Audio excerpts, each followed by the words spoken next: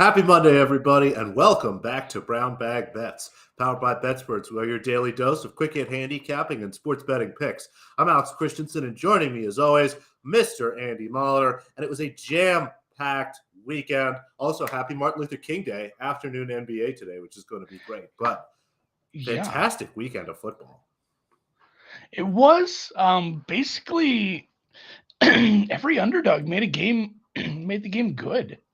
Obviously, Seattle couldn't keep it up, and that was just what are you gonna do when you're playing the next Tom Brady? Like life's not gonna be easy for you. But yeah, it was fun, and then the so I stayed at the office for a bit after, and then I was headed home. So I don't like to admit that sometimes we pull a stream up while I'm driving. I don't watch it. I just have it like on so I can hear it when I'm driving home. Because I mean, that's not bad. You play it through the Bluetooth on the truck, and you can listen to the thing. And it was a spot where it's like, all right, I'm sad about Cincinnati's going to lose. Like, well, we're going to hit our second half over, and then just when I thought you couldn't get any dumber, we fumble at the goal line. Not only the goal line fumble, but Sam Hubbard is a big fella. Like the rumbling, stumbling, bumbling 97 yards. That was a lot of fun. Good to get the early numbers. I know a lot of people in the deep dive Discord and the deep dive chat had grabbed Cincinnati -5.5, -6, -6.5, all the way up. So congrats on those. Some of my bets pushed, which is a lot better than the alternative. Obviously, the second half getting there was great. We haven't done all the playoff spots because we're busy men, but 2-0 in the playoffs. We had the Jags -3, and now the second half over in that one. We're gonna do another one tonight, and then just programming note for anyone who watches the football content. 6 Central, 7 Eastern. We're gonna do a short recap show. I know we haven't got through all the games, but we know Dallas and Tampa Bay, and we're gonna talk about that right now. We know where they're headed. They are headed to the Genes, to Northern California, San Francisco. The other NFC one is locked into place with Eagles Giants rubber match, which is going to be up in your neck of the woods. And then, Dallas Tampa today. There are some threes showing. This is something that Drew pointed out to me because With obviously all the he's a Tampa big. Bay information? Yeah, and that's what he said that. He's like, kind of worries me that we're getting all this positive news on Tampa Bay, and the market is doing bupkis in that sense. We're not seeing any push towards Tampa. I don't know if and pro bettors, I think if they think the edge is big enough, they'll just keep betting something. I don't know if it's a case of they already got down what they wanted to get down on Tampa and we're fine because limits have been high for most of the week because it's the damn playoffs, or or if there's something else at play here. But yeah, a lot of steam on this over. Really nothing coming in on the Tampa Bay side, despite the fact that that they got really good news along the defensive line over the past couple weeks. They got great news in the secondary today, and Ryan Jensen was activated to play tonight. So Tampa Bay is full strength right now. And if the coaching doesn't screw it up, I don't understand why this hasn't pushed down to like a 1.5. So Yeah. I'm adding some more. I have the teaser. So the first half of the teaser was dead in the water, and then full Lazarus, full Undertaker GIF. We got us some Jaguars teaser leg. That was another one too. And Chargers, Chargers. I mentioned this. I had bet this when they had punted at like what was it 14-0. I think maybe it was 7-0. I'd bet some Jaguars plus 10.5, and I legit completely erased it from my mind when it was 27-0. Like 100% it was good. I didn't realize I had that bet again until I went back and looked at some history when I was doing some bookkeeping stuff. I'd completely just written it off. So I was happy to get that. Honestly, I just wanted the teaser leg. Cannot believe they won. People are saying Team of Destiny. So getting that half of the teaser leg was awesome. If you watched the show last week, obviously this is the second half of the bath salt teaser with Tampa plus 8.5. And yeah, I'm just going to take some plus 125. Smaller bet, but I am going to add a little bit on this money line. With all the good news, my numbers make this a damn near pick 'em.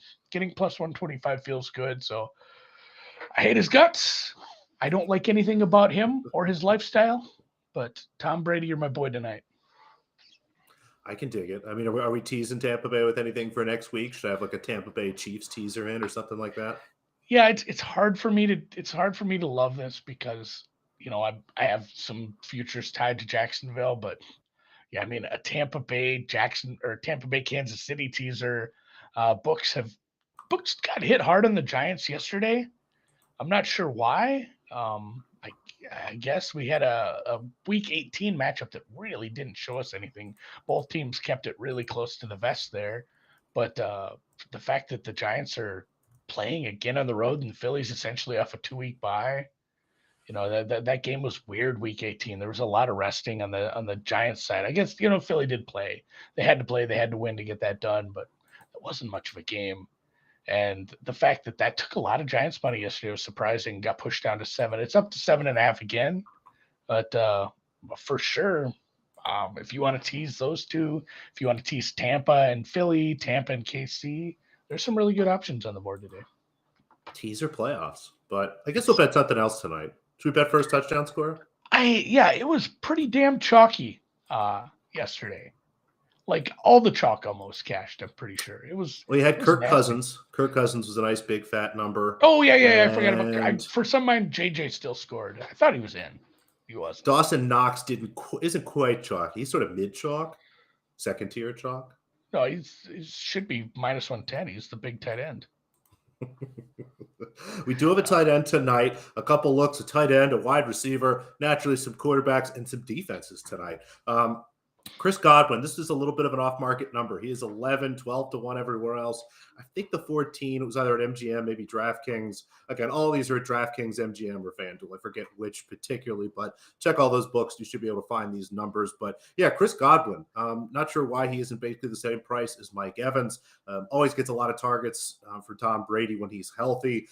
As you start to look at this Cowboys defense, they give up a lot of touchdowns to wide receivers. So go ahead and grab Chris Godwin here again, just like this number at 14, had this closer to 10 myself. Dalton Schultz, Buccaneers, again, very susceptible to tight end touchdowns. Dalton Schultz has always been one of Dak Prescott's favorite targets and continues to be. 16 to 1. If you could find 14 to 1 or better, go ahead and scoop that up. That looks really nice.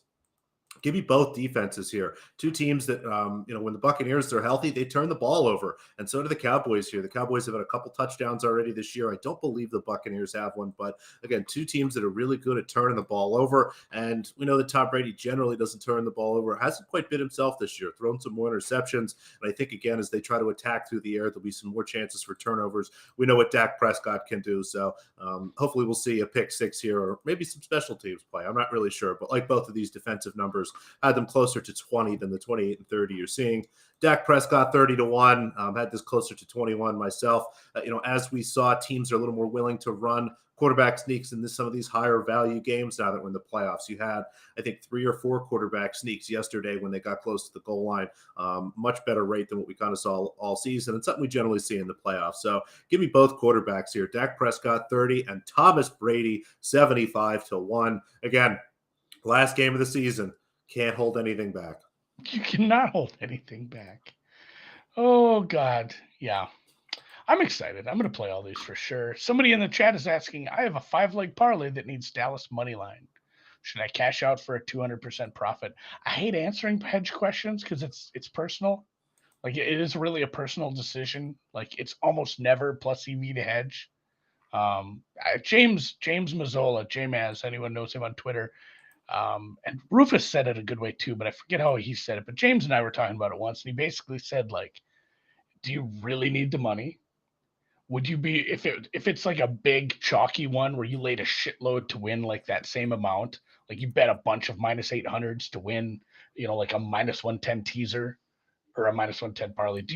Would you really be upset if you lost that stake? Or is the other side, do you think the other side is the right bet? Like if you think Tampa Bay wins tonight, then yeah, you should. And again, if the money is a big deal to you, or if you'd be upset if you lost your stake, in all those cases, I would hedge. And if not, I just let it ride. If it's a small stake to win a bunch of money, I usually just let those go. And I will say too, there is an option here where you could maybe take whatever you staked on it and just bet that on Tampa +3, because there are some +3s in the market. and then just God willing, and the creek don't rise for you. Dallas wins by 1, 2, or even 3, and it doesn't affect that. Just pushes that bet. So you can shoot for a little bit of a middle there, but for the most part, I don't hedge very often, which is the bane of my existence when Colin Morikawa does what he does. So anyway, that is a good segue into golf. We are headed to the mainland after Siwoo Kim's big win.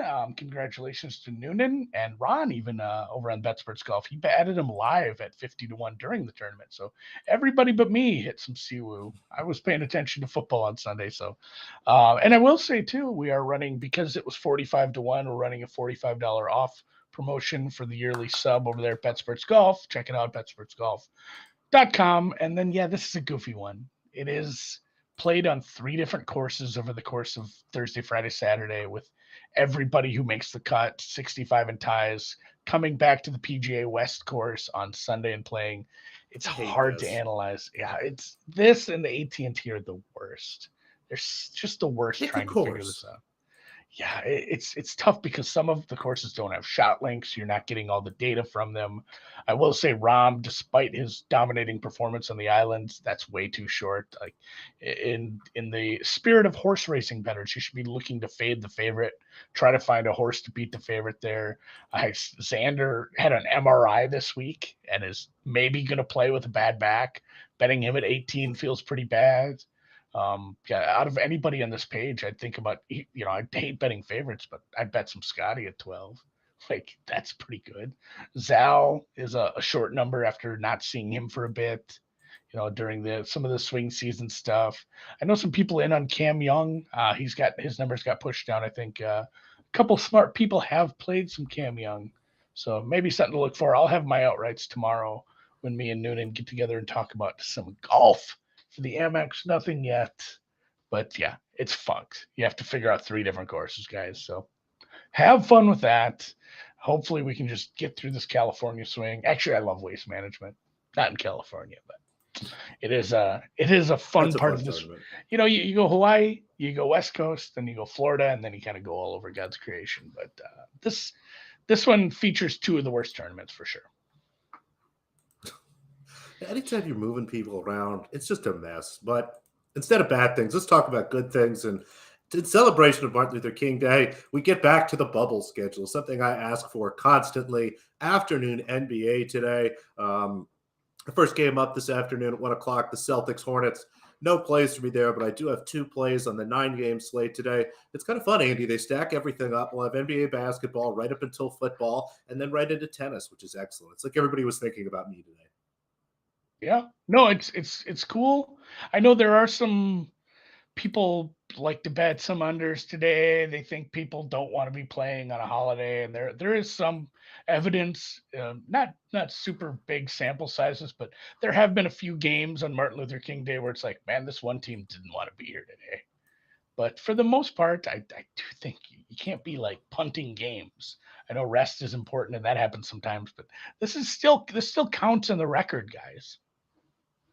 I mean, correct me if I'm wrong, right, Noops? They're going to count these games in the official record at the end of the year for seeding. They are, for sure. I think if you go back and look, a lot of that is some early start time stuff. Some of those teams were just bad teams anyway, so it's not like they were necessarily playing for anything too bad. But as I look at the schedule tonight, should be a bunch of very good games. Again, first game up, Celtics Hornets. That one probably won't be as much fun. The Bucks Pacers looks like no Halliburton, so a couple big favorites here to start. But first up, a game that I think we'll see quite a bit of points on, and it looks like the market has moved with me here. Warriors Wizards was able to get this over at 233 this morning until even about an hour and a half ago. It looks like it's jumped all the way up to 236. So apologies. Wouldn't play this number any higher than 234, maybe a 234 and a half if it starts to dip back down. But at the end of the day, the Warriors have been a pretty bad road team this year. Pretty much all their wins coming on at home, on the road, not just not covering, losing these games outright. And the Washington Wizards tonight should be very competitive. Maybe look at a Wizards team total over, and I might add the Wizards money line a little bit later. I want to see how the injury report shakes out here. But, again, the defending champion Golden State Warriors still have not sort of clicked or kicked themselves into gear here. And that doesn't mean they don't score points. It's just a defensive thing. They're not really locking down on some of these bad teams, again, especially on the road. So I had this total closer to 237 myself. So anything 234 and a half or better if that drips back down. Go ahead and scoop that up. Another play, the Suns team total under. The Memphis Grizzlies have been really good against bad teams, and the Suns are a bad team. No Devin Booker, no Chris Paul, no Cameron Johnson. It's just an absolute mess. DeAndre Ayton seems to be playing for the opportunity to get traded at this point. This team is really not winning games, and outside of a pretty aberrant performance in Golden State has been brutal. I had this total closer to 106 and a half myself. The Grizzlies have been great, especially at home defensively against some of these teams. So expect them to lock down. And normally you look at kind of a blowout where the Grizzlies are minus 10 and a half. That's my only concern. Those generally tend to be over games as things get out of control in the fourth quarter. But Memphis, again, a defensive team, even from some of their backups. So I think even in the fourth quarter, we should be just fine as long as the Suns, again, don't shoot 60% from three or something goofy. It's the sound of me knocking on wood because every time I say it, I feel like it happens. So give me Warriors Wizards over 233. Suns team total under 109. And again, might add some Wizards money line a little bit later. We'll see. And just bet against the Rockets in the fourth quarter. If you're up late enough watching this Lakers game, as soon as the fourth quarter starts, hit the Lakers button. We're just fading the Rockets in fourth quarters for the rest of the season because it is spectacular how bad they are and how good they are at losing those games. Brett Brown would be proud. Yeah, the poor Suns just played the three best teams in the Western Conference back to back to back. Tough go for them. Are you betting on nerds? I am betting on nerds. It's a weird schedule. I will have more bets than this. I got a little busy this morning with some golf stuff. Is it a big college basketball thing? It's not a huge slate, but I actually I have so. Again, maybe talking a little process, and I know you do this the same thing. You look at everything like, hey, there's all the games today. I'm going to see if anything lines up, and then you maybe have a smaller subset of games where I think I might be betting on this game. In this sense, I need to check X, Y, and Z, this player's availability, this injury, this travel, distance, or the length of time that it's been since they played the last game. Just a few little things here to maybe push you on or off a bet. And right now I have like 8 bets that I'm looking at. I'll probably end up with 2 or 3 more, maybe 4 or 5, who knows. But right now, the one that did stick out was a Dartmouth bet. In a bit of a weird spot because it is the Ivy League and it's a Monday Ivy League game. Which they're all nerds. Yeah, it doesn't often happen. I know they tend to be the Friday, Saturday kind of games, but they pushed it to a weird spot. They're doing the schedule isn't what it used to be, and I have Dartmouth a little closer than this. I know Harvard's very good, but Dartmouth has been a really good offensive rebounding team. They've been decent forcing turnovers. The offense in league play, at least, has been pretty decent. And Harvard's been a little inconsistent too. Harvard, excuse me. They are playing Harvard. I had to double check. I was looking back at this because I kept looking at the Yale game. It was a really nice win for my Dartmouth. Jesus, Big Darties. Green. Is it Big Green, like the stupid soccer movie? They went and beat Yale up in New Haven. I'm guessing celebrated with some pretty good pizza after that. They beat Penn at home just now, and they're getting.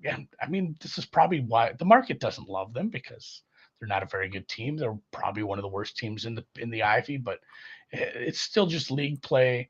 It's still not that big of a travel spot over to Dartmouth. So down to Harvard. So I am taking Dartmouth plus 10 here. I'm not the biggest Harvard guy, I guess. The defense is very, very, very good. So maybe a bit of a low scoring game too, where I think they can stay within the 10. I'll have some more stuff. And yeah, what a win over Yale in the Cathedral of Sweat, the Whitney something Payne gymnasium of, lifting giant triangle weights and stuff like they did 100 years ago. It should be fun, actually. That's an afternoon game, too. It'll be on at 2 o'clock. I like that. Oh, God, I didn't even think of that. I better hurry up and look at the rest of my bets. I forgot that we're probably going to – Hofstra-Towson tips off in like 10 minutes. Georgetown-Villanova, Cornell-Columbia as well. Your Explorers, short favorites over St. Joe's. Suck it, St. Joe's. Suck it, St. Joe's. Let's go. Just Explorers. Barely a real Philly team. Yeah, they're within city limits. We'll give it to them. The city limits just outside of St. Joe's. That's how unsure they were. St. Joe's is a sad place, people. Don't go to St. Joe's. There's a lot more fun places to go. We're not getting any sponsorship from the Redhawks, I guess. But Are they inside the the Red Melbourne Hawks? city limits, I think They're just the Hawks. just the Hawks. I didn't know Sure. they were any specific Hawk. Tennis doesn't start for a while. This is a nice one too. Like as I panicked because basketball starts now, you have the opposite of that.